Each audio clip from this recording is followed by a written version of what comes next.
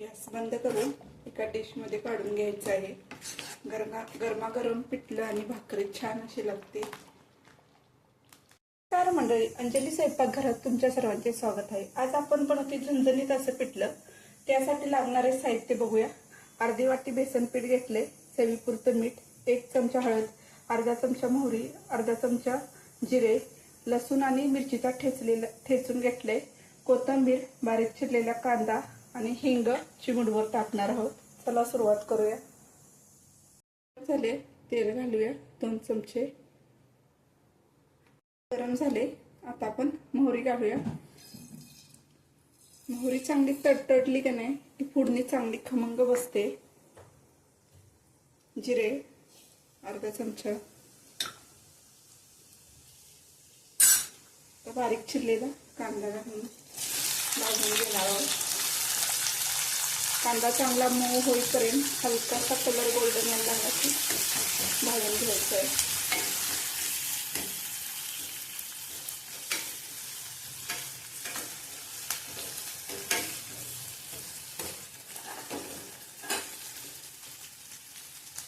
पाच-सहा कढीपत्त्याची पानं,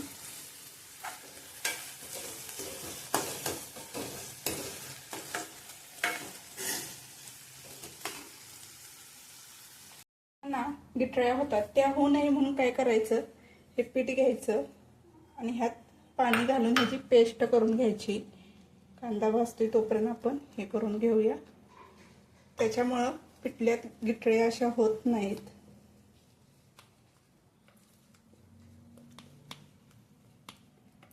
अशा पद्धतीने पेस्ट करून घ्यायची आहे।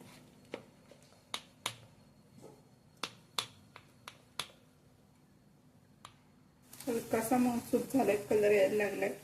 आता ह्यात आपण चिमूटभर हिंग टाकूया, लसूण आणि मिरची ठेचलेली,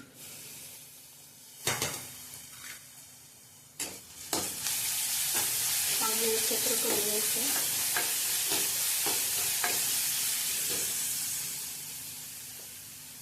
हळद,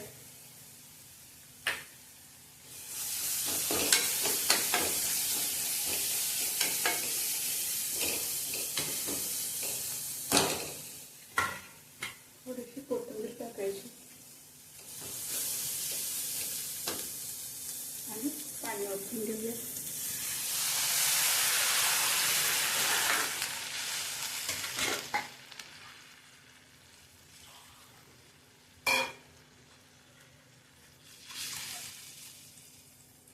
दोन ग्लास पाणी ओतले, करून घ्यायचं। मीठ टाकायचं चवीपुरतं।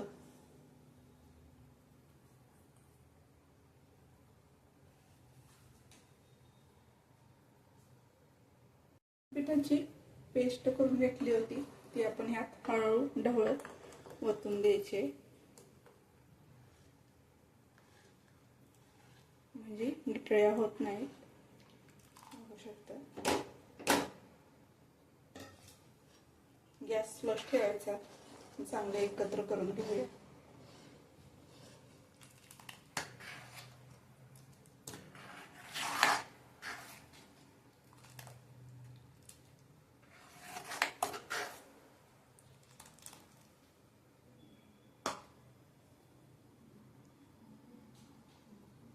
उकळी यायला लागले, 5 मिनिटं चांगलं स्लो गॅसवरती आपण शिजवून घेणार आहोत, म्हणजे बेसन पिठाचा कच्चापणा पण निघून जातो। 5 मिनिटं झाले बघा, पिठलं चांगलं आपण 5 मिनिटं शिजवून घेतले।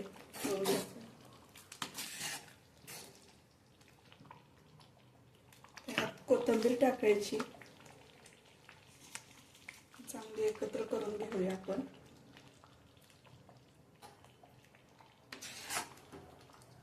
गॅस बंद करून एका डिश मध्ये काढून घ्यायचं आहे। गरमागरम पिठलं आणि भाकरी छान अशी लागते। बघू शकता। आणि असं पिठलं आपलं तयार आहे। रेसिपी कशी वाटली ते नक्की सांगा। लाईक करा, शेअर करा, सबस्क्राईब करा। आवडली असेल तर एक कमेंट करा।